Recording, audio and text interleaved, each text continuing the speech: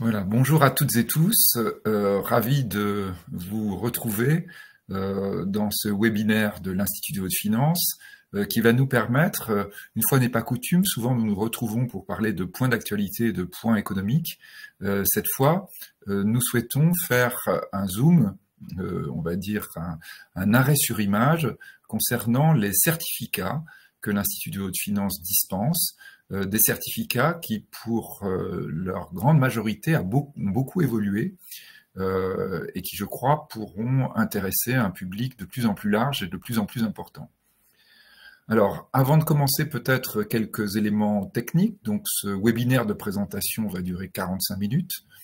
Il va vous être possible, si vous le souhaitez, de poser des questions dans le chat, et je les vois au fur et à mesure qu'elles arrivent, et le cas échéant, j'y répondrai soit au fil de l'eau, soit à la fin peut-être de ma présentation, si je pense que c'est peut-être mieux de les regrouper. Et puis bien sûr, vous pourrez toujours nous envoyer des questions complémentaires ultérieurement, notamment, je pense, à ceux qui regarderont ce webinaire en différé, puisque ce webinaire est enregistré. Vous notez que pour une connexion optimale, c'est le navigateur Google Chrome qui fonctionne. Et puis évidemment, si vous avez un problème quelconque, normalement, notre mode de fonctionnement fonctionne bien, mais n'hésitez pas à rafraîchir la page si notamment vous aviez des problématiques de connexion. Alors peut-être rappelons très vite les maisons qui sont concernés par ces certificats que nous allons évoquer aujourd'hui. Donc l'Institut de haute finance fait partie de l'Institut français de gestion, donc plus complètement l'Institut français de gestion Executive Education, qui dispose de 19 campus dans 16 villes, plus de 16 villes en Europe, également à Abidjan et également aux États-Unis sur la côte ouest. L'Institut de haute finance a 65 ans d'expérience, donc plus de 25 000 anciens en fonction, 150 entreprises partenaires et encore probablement beaucoup plus si l'on tient compte de toutes les petites structures qui nous font confiance et qui participent à nos sessions, 200 enseignants experts, 1250 certificats qui soient français ou internationaux et qui sont dispensés tous les ans, et puis 90% éligibles au CPF et au financement en termes de formation. L'Institut de haute finance maintenant, qui fait partie de l'Institut français de gestion, donc quelques mots rapides, plus de 50 années d'existence, fondé sur l'initiative et à l'idée de Georges Pompidou, alors qu'il n'était plus Premier ministre et pas encore président de la République, dirigé par Philippe Dessertine, c'est-à-dire moi-même, qui suis professeur à l'Université Paris 1 Panthéon-Sorbonne, à l'IE de Paris. L'Institut de haute finance, la haute finance, ce sont donc toutes les logiques de financement de haut de bilan, donc évidemment là, en faisant allusion au bilan tel qu'il est présenté en Europe continentale. Donc le haut de bilan, c'est-à-dire l'investissement, la stratégie, la logique de long terme. Alors, pour avoir cette vision de long terme et pour avoir les meilleures décisions possibles en matière de haute finance, il est très important de comprendre l'environnement dans lequel évoluent les organisations, quelles qu'elles soient, puisque nous avons tous les types d'organisations qui nous rejoignent, que ce soit bien sûr des organisations financières, des banques, des fonds, éventuellement par exemple des grands cabinets d'expertise comptable ou d'audit, mais aussi des entreprises évidemment, je dirais de tout type, opérationnelles, dans le service, dans l'industrie, et puis aussi, et notamment c'est le cas à l'international, des organisations publiques, des ministères, voire d'ailleurs des dirigeants ou des ministres qui sont passés par l'Institut de haute finance à un moment ou à un autre, soit de leur carrière, soit des problématiques rencontrées par leurs organisations à l'intérieur de leur environnement. Le but de l'Institut a toujours été d'être en avance, dans la mesure du possible, mais on l'a démontré à plusieurs reprises, être en avance sur les grands événements qui vont affecter la manière dont on envisage et la stratégie et le financement des organisations, permettre à nos participants, on va dire, d'anticiper un certain nombre de décisions qu'ils auront à prendre, toujours pareil, l'Institut de haute finance a cette logique, comme dans l'Institut français de gestion au sens général, d'aider à la décision. C'est-à-dire on n'est pas juste dans des présentations qui peuvent être, pour les sujets qu'on évoquera, des présentations générales ou stratégiques. Nous sommes vraiment dans l'idée que ceux qui suivent nos présentations ont pour vocation ensuite de décider, de prendre des décisions à l'intérieur de leurs organisations. Alors notons que lorsque à l'Institut de haute finance on suit le master dispensé par l'Institut et par l'IAE, Institut d'administration des entreprises de Paris 1 Panthéon-Sorbonne, chaque participant pourra développer une expertise beaucoup plus spécifique, on va dire personnaliser son CV au travers d'un mémoire qui est une question spécifique sur lequel le participant va travailler, qui peut être lié à sa propre organisation ou à la manière dont il se projette dans l'avenir, puisque les personnes qui nous rejoignent sont toujours des personnes qui vont avoir la plupart du temps une suite de carrières passionnantes et qui peuvent être considérées dans leurs organisations comme étant à haut potentiel. Aujourd'hui, plus de 1500 diplômés de l'Institut de haute finance, 1500 anciens, avec notamment cette dynamique très spécifique à l'Institut de haute finance, je dirais, dans le mode de fonctionnement de nos anciens, au travers du prix Turgot, le prix qui depuis maintenant plus de 25 ans est attribué au mois de mars au meilleur ouvrage d'économie et d'économie financière de l'année, remis au ministère de l'économie et des finances à Bercy en présence d'un ou plusieurs ministres, et puis d'autre part le cercle, donc le grand jury du prix Turgot, peut-être j'ai omis de le signaler, est présidé par Jean-Claude Trichet, l'ancien gouverneur de la Banque centrale européenne, tandis que les anciens du prix Turgot forment le cercle de réflexion qui s'appelle le cercle Turgot, présidé aujourd'hui par Augustin de Romanet, directeur général des aéroports de Paris, ancien directeur général de la Caisse des dépôts, et dont le but, bien sûr, du cercle Turgot est de contribuer à la réflexion sur toutes les grandes questions économiques et financières, soit au travers de rencontres avec des responsables de très haut niveau, soit au travers d'écrits et notamment de livres communs qui sont publiés. Donc plus de 15 livres aujourd'hui ont été publiés et un autre est en préparation actuellement. Alors, entrons donc dans le vif du sujet, c'est-à-dire les certificats dont je vais vous parler aujourd'hui. Alors, je ne vais pas vous parler de tous, je vais vous parler de ceux qui sont programmés à brève échéance, c'est-à-dire à moins de 4 mois, au sein de l'Institut de haute finance. Donc, ces 3 certificats programmés sont les 3 premiers de la liste: géopolitique et stratégie financière, CSRD, ESRS, le reporting extra-financier, innovation financière et financement durable. D'autres certificats sont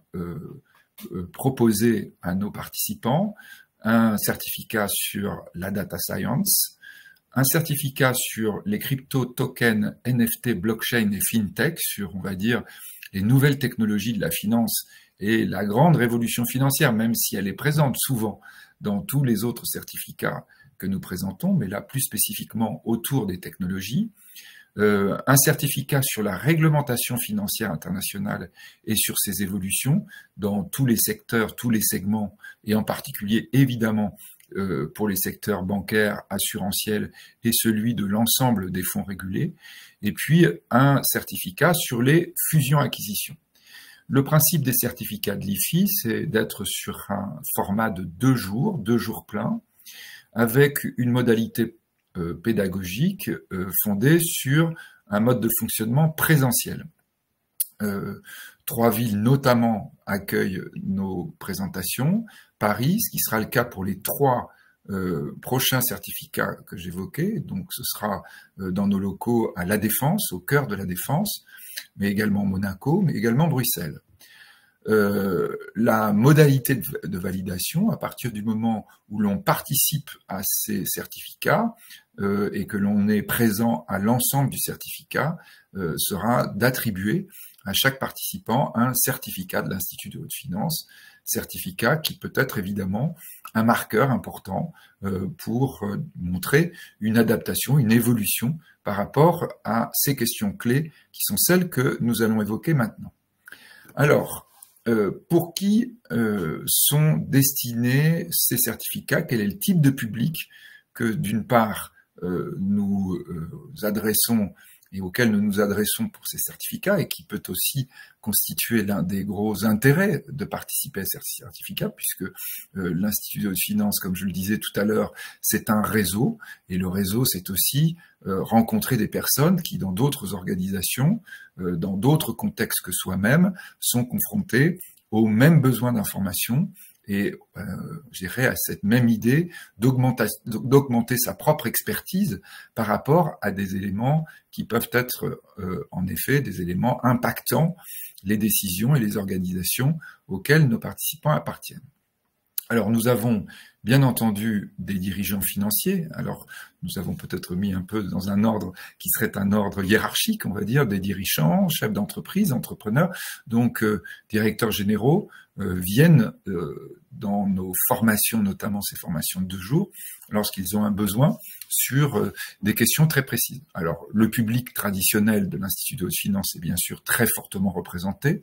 les dirigeants financiers, banquiers, commissaires aux comptes, experts comptables, on va dire, les professions du chiffre. Nous avons également assez souvent des consultants d'entreprise, consultants financiers, auditeurs, mais aussi, de façon un peu plus précise, des gestionnaires de risques, gestionnaires d'actifs, gestionnaires de patrimoine. Alors, premier certificat, et celui-ci sera proposé pour la première fois, géopolitique et stratégie financière. Il y a quelques jours, nous avions un article dans le journal des Échos de l'ancien directeur général de Paribas, André Lévy-Lang, qui, évoquant l'évolution du monde, parlait désormais de géopolitique et stratégie financière, de géopolitique et finance, qu'il avait regroupé sous l'acronyme que l'on retrouve de plus en plus de géofinance. L'idée, c'est quoi? C'est que la géopolitique aujourd'hui est en fait un facteur très important de la manière dont évolue la finance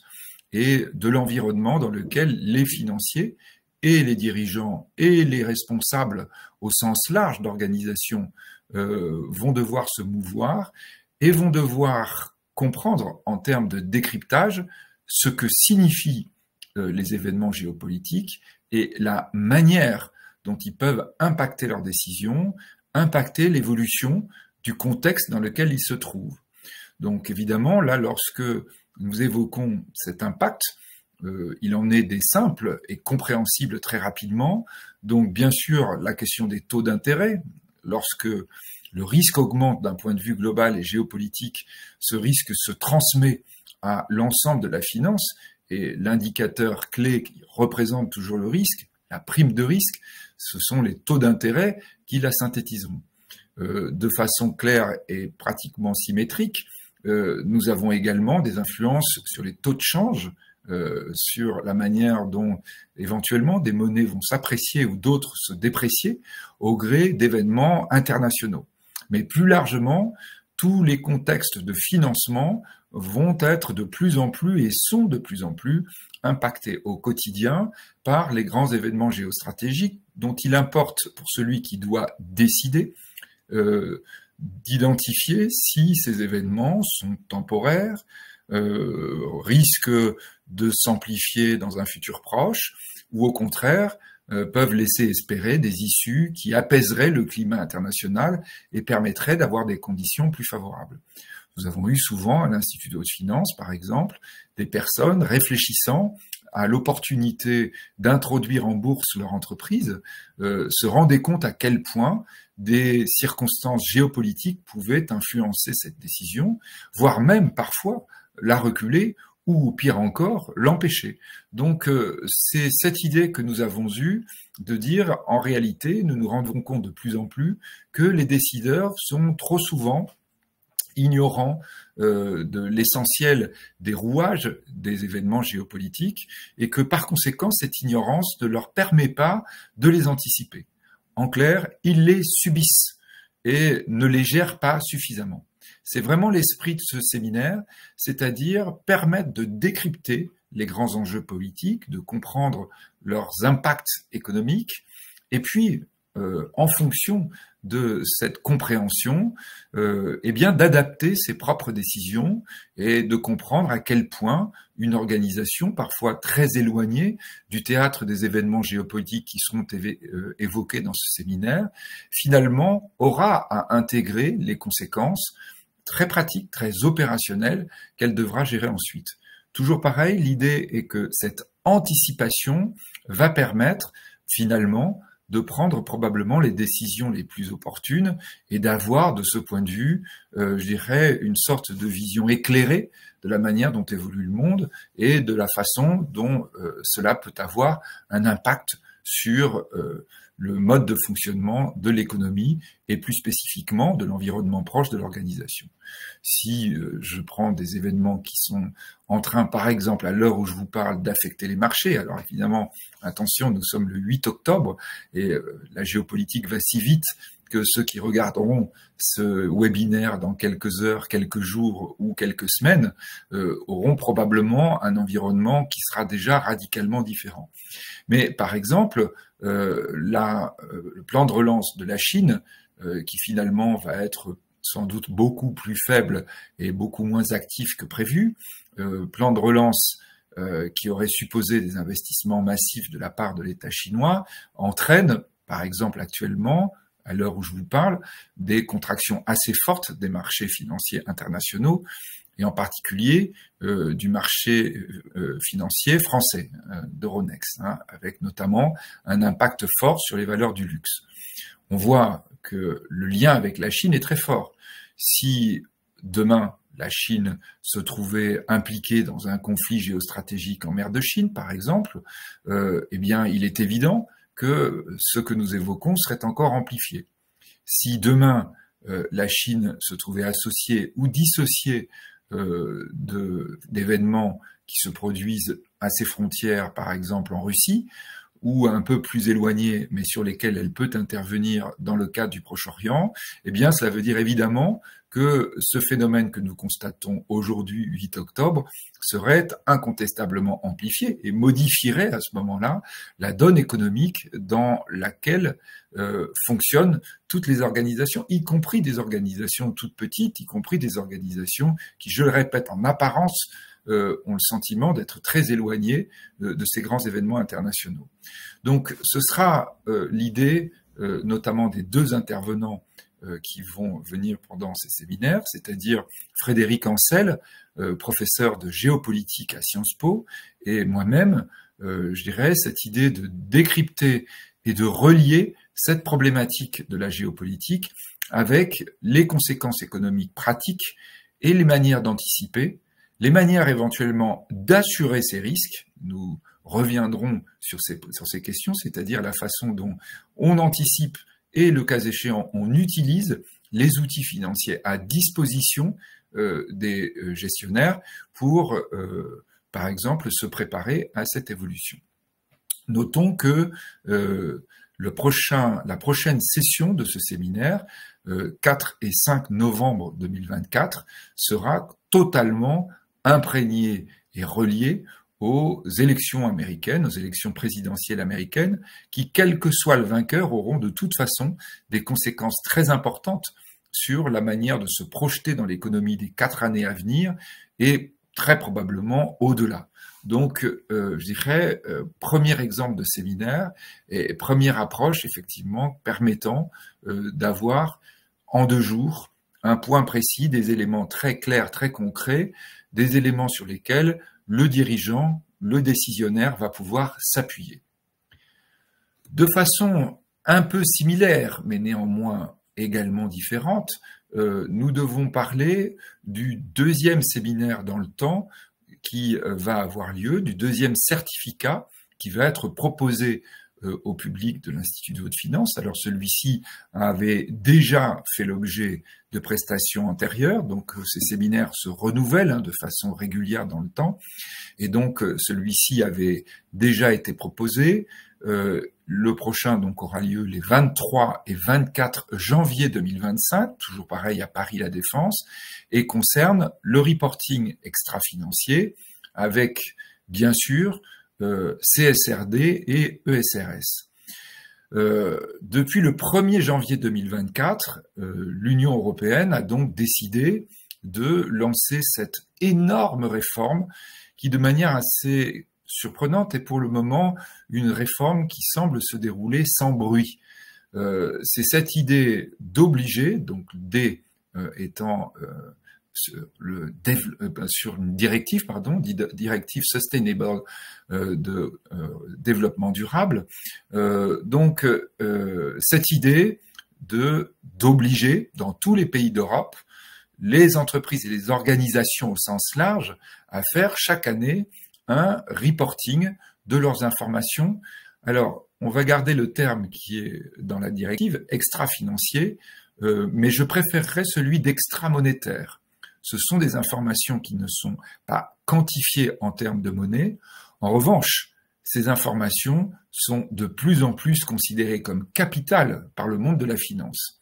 Et donc là, effectivement, dans ce séminaire, nous allons essayer d'avoir cette double dimension. D'une part, la dimension technique, de comprendre qu'est-ce que l'on demande exactement. Je crois que les différentes remontées du terrain nous montrent que l'immense majorité et des chefs d'entreprise, des dirigeants, voire de leurs conseils aujourd'hui, ne comprennent pas ce que signifie CSRD, ne maîtrisent pas les différentes obligations que cela va impliquer pour leur entreprise, en particulier des obligations qui se relient peut-être aux séminaires que j'évoquais tout à l'heure, qui sont également des séminaires de l'Institut de Finance, sur la gestion de la donnée, la gestion de la data, donc sur la data science, sur la manière dont éventuellement cette donnée peut être anonymisée, et ça, par exemple, les technologies de type blockchain le permettent en partie, la manière dont cette donnée ensuite va devoir être traitée. Donc là, nous sommes vraiment au cœur de la data science, et je dirais la façon dont ensuite on espérera que cette donnée sera comprise. Donc il y aura déjà cette dimension très importante de comprendre l'esprit de la CSRD, la manière dont elle a été conçue et rédigée. Nous aurons, dans le cadre du séminaire, d'une part une personne qui a participé à la rédaction des textes et qui peut donc évoquer la manière dont cela fonctionne, et puis d'autre part une personne qui est au Haut Conseil à la haute autorité de l'audit, qui justement est celle qui aujourd'hui essaie du point de vue du développement durable à comprendre comment on va pouvoir et analyser et contrôler ces informations extra-monétaires. Je me permets de reprendre le terme que j'ai proposé tout à l'heure. Il sera très important aussi, et cela c'est peut-être quelque chose qui manque à ceux qui regardent de façon abrupte les obligations associées à la CSRD, il manque ce que nous évoquerons dans ce séminaire, c'est-à-dire l'intérêt pour le financement ultérieur des organisations de remplir ces obligations de reporting extra-monétaire.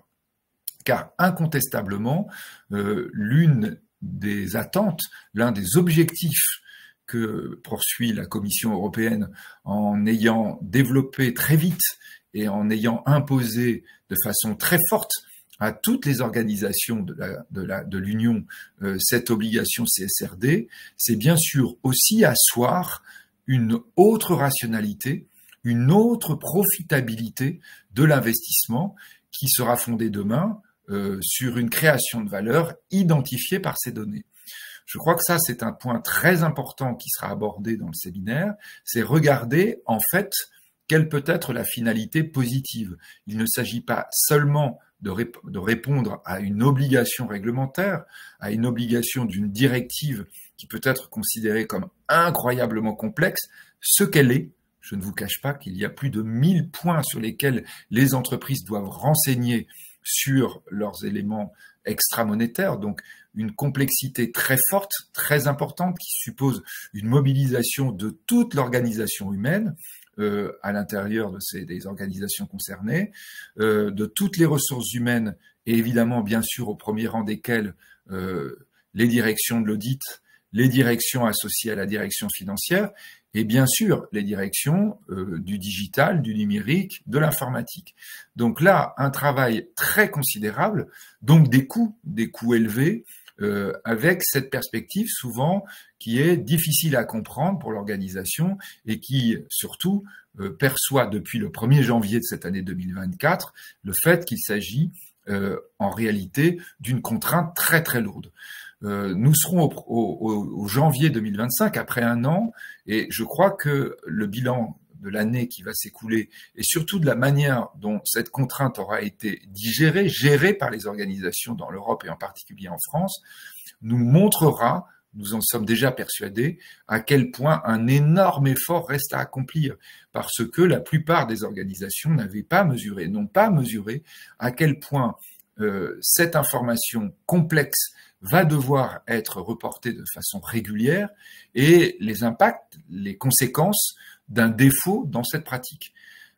Après un an, on aura eu les alertes des auditeurs, on aura eu en France les alertes des commissaires aux comptes, par exemple, qui vont regarder ces pratiques CSRD et qui obligeront les organisations à réfléchir davantage à la manière dont elles vont gérer cette obligation. Je le répète, il est crucial de comprendre la finalité positive de cette directive, sans quoi le coût, le poids restera seulement comme un élément négatif à l'intérieur de l'organisation et perçu comme tel. En revanche, si l'on se projette dans cet élément fondamental pour l'Institut de haute finance, qui est le financement de long terme, il est évident qu'une bonne application de CSRD offre de remarquables opportunités pour des investissements et des financements nouveaux. Je dirais vraiment quelque chose qui, en réalité, à terme, pourrait révolutionner le monde de la finance, qui d'ailleurs, ça n'est pas un hasard, aura un écho avec le certificat suivant que je vous présenterai tout à l'heure. Peut-être bien comprendre évidemment que pour CSRD, l'application est aujourd'hui officiellement réduite à des entreprises de grande taille et des grandes organisations, mais depuis le début de cette année, toutes les entreprises perçoivent à quel point, en réalité, elles ont une obligation indirecte à appliquer d'ores et déjà CSRD. Rappelons qu'il y aura extension, il y aura un calendrier d'extension à l'ensemble des organisations économiques de toute l'Europe dans les années qui viennent. Pourtant, les petites organisations sont déjà concernées, notamment au travers de deux types de demandes, d'exigences, non pas de directives, mais d'organisations qui les concernent et qui sont elles-mêmes obligées de rapporter à CSRD. Donc tout d'abord, les processus, on va dire, larges de donneurs d'ordre. Lorsque on a un donneur d'ordre qui est soumis à CSRD, ça veut dire qu'il devra, lui, vérifier que tous ses sous-traitants sont également conformes et en conformité, quelle que soit leur taille, à CSRD. Sinon, évidemment, il pourra être pris en défaut. Quand je dis donneur d'ordre, c'est d'une façon large. On peut par exemple prendre un cas dans la grande distribution où un grand distributeur aujourd'hui qui va être soumis à CSRD, en fait, obligera toutes les organisations qui le fournissent du point de vue des marchandises qu'il va vendre, d'être eux-mêmes en réalité avec la capacité de remonter l'information dont aura besoin ce donneur d'ordre pour, je dirais, être en conformité avec la directive. Donc, on a ce premier vecteur qui fait que CSRD se développe très vite et va bien au-delà des organisations qui, au départ, pouvaient sembler être les seuls à se sentir concernés. Et beaucoup, par exemple, de PME actuellement, voire même de très petites entreprises, découvrent parfois avec stupeur, souvent avec effarement, je dirais, la manière dont elles vont devoir elles aussi rentrer dans un reporting pour rester à l'intérieur de leur chaîne de valeur traditionnelle et en particulier garder le lien avec les grandes entreprises CSRD qui sont leurs partenaires habituels. De la même façon, ces petites entreprises, ces petites entités ont un rapport encore plus naturel avec CSRD par le biais des organismes qui les financent. Les organismes de financement, bien entendu, je le disais tout à l'heure, le lien est très fort entre CSRD et financement. Les organismes de financement, pour renseigner leur propre situation de CSRD, donc de reporting extra-monétaire, se doivent d'avoir une information fiable de la part de tous leurs clients, de tous leurs partenaires. Et donc on conçoit bien que de ce fait, l'obligation CSRD, en fait, très rapidement se diffuse à l'intérieur de la sphère économique et oblige des entreprises, parfois d'ailleurs, sans même bien se rendre compte que l'exigence de leur banque, par exemple, ou de leur compagnie d'assurance provient de CSRD, mais se rendre compte à quel point cette information extra-monétaire devient maintenant une information centrale. Répétons-le, il faut le voir d'un point de vue positif, comme on peut le voir d'un point de vue négatif, c'est-à-dire aujourd'hui des organisations qui ne renseigneraient pas leurs informations extra-monétaires,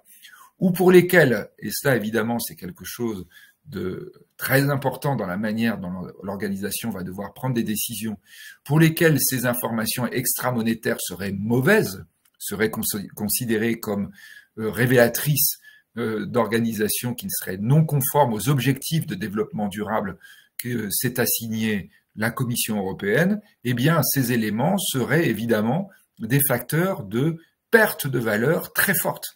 Perte de valeur qui évidemment sont sensibles lorsqu'une organisation, par exemple, doit se vendre ou doit se transmettre, mais perte de valeur aussi avec un impact très lourd lorsqu'il s'agirait de regarder comment financer la stratégie à venir. Donc, extension, on va dire, du public, le CSRD, ESRS, en fait, vous concerne, et vous concerne tous ceux qui nous écoutez,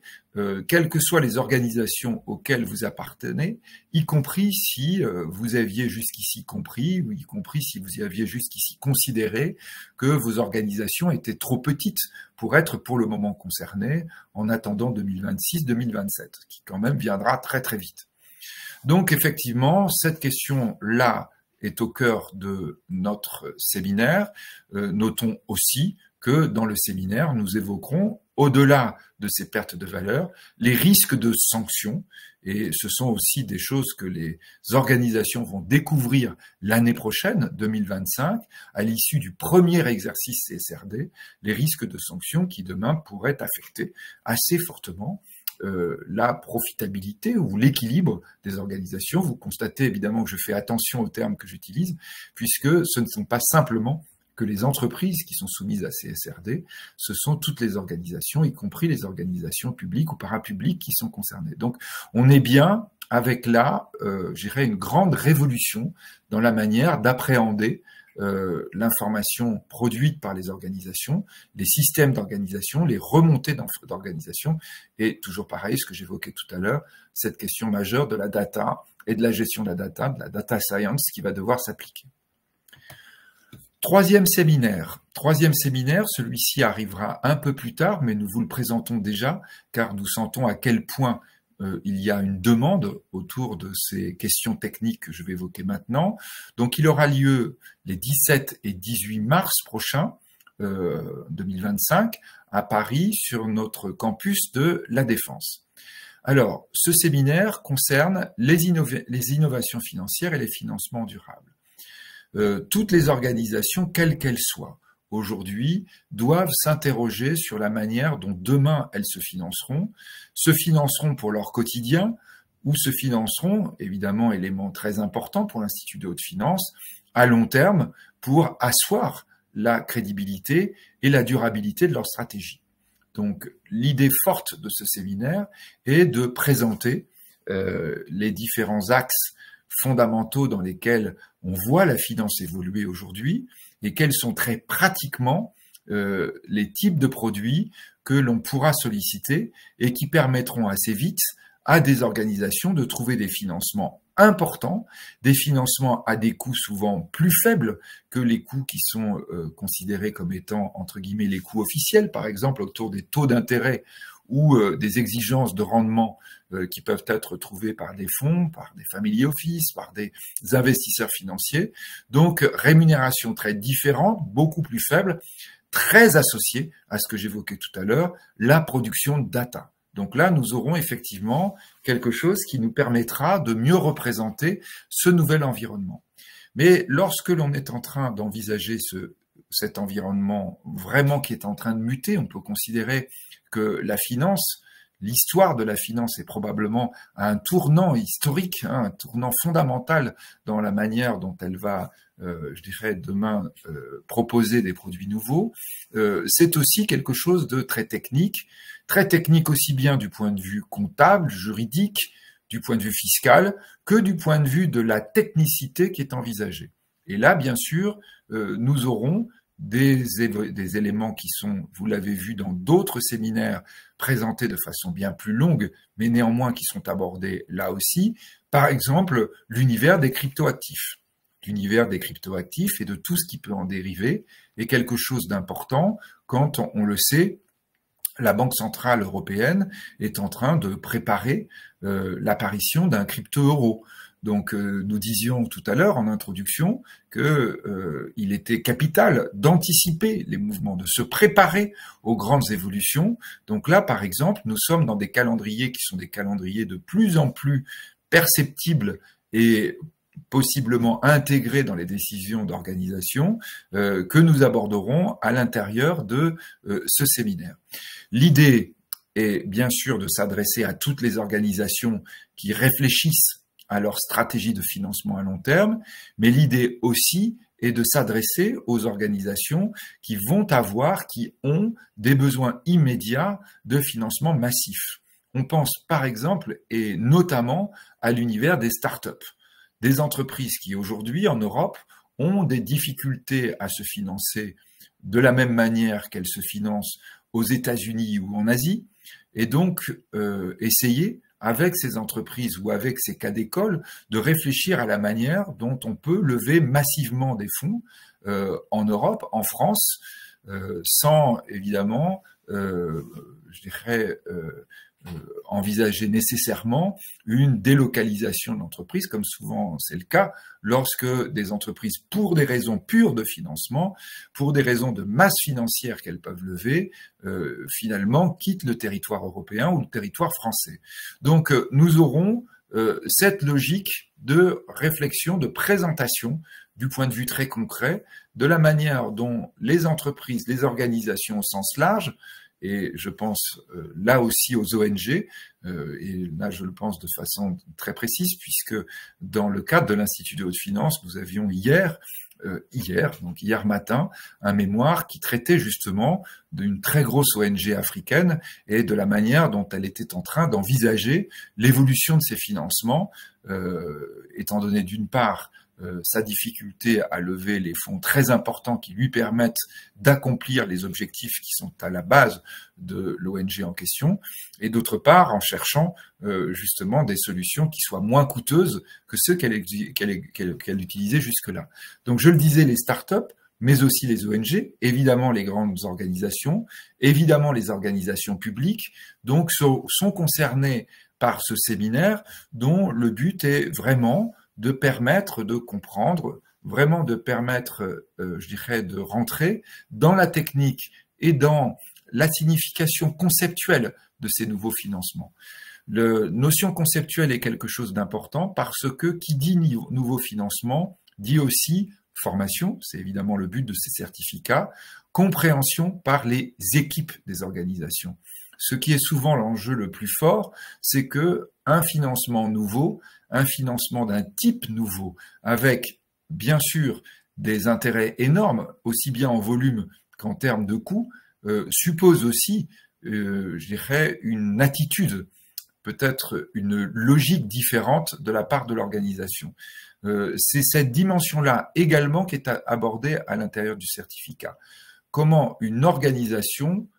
y compris à son sommet, y compris du point de vue de ses dirigeants, doit comprendre qu'elle s'adapte au financement qu'elle va solliciter, qu'elle va rechercher. C'est d'ailleurs souvent l'une des faiblesses premières des, par exemple, start-up européennes que j'évoquais, comparées aux start-up que l'on trouvait qui peuvent être concurrentes et parfois d'ailleurs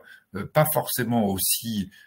puissantes en termes de solutions que l'on retrouve dans le reste du monde. Très souvent, en réalité, la première faiblesse de la start-up européenne et en particulier française, eh bien, c'est le fait que le dirigeant finalement n'est pas en logique de présenter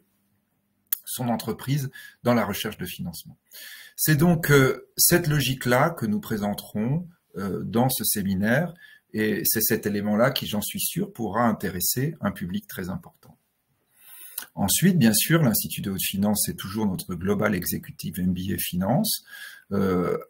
qui propose et un exécutif MBA et en même temps un master management financier de l'Université Paris 1 Panthéon-Sorbonne IAE de Paris-Sorbonne. Notez au passage qu'évidemment, lorsque vous êtes dans ces certificats, vous avez des ponts possibles vers le master, puisque un certain nombre de ces certificats se retrouvent à l'intérieur du master et vous permettent donc par conséquent d'avoir commencé à, en quelque sorte, collecter des connaissances et des validations qu'on retrouverait ultérieurement dans le master de l'Institut de haute finance, qui a toujours été, on va dire, l'élément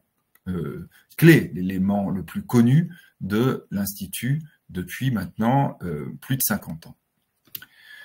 Je vous propose à la suite de ce webinaire de nous contacter si vous le souhaitez. Donc je laisse assez longuement et les numéros de téléphone et les mails que vous pouvez utiliser. Si vous souhaitez des renseignements supplémentaires concernant les certificats que je viens de présenter, ou si vous souhaitez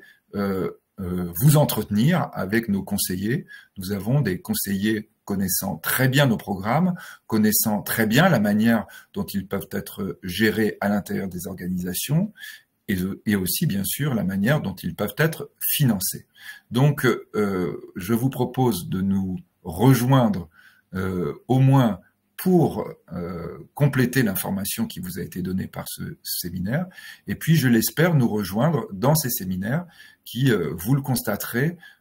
comme le constatent tous nos participants, donnent à la fin non seulement ce certificat qui peut attester de votre passage et de votre formation, mais aussi une compétence élargie, une vision de compréhension du monde et de la finance qui fait gagner un temps précieux à tous les décideurs. Voilà, je vous remercie de votre attention sur cette présentation. Alors, je regarde si nous avons des questions. Je crois qu'il n'y en a pas. Je vois Claire qui est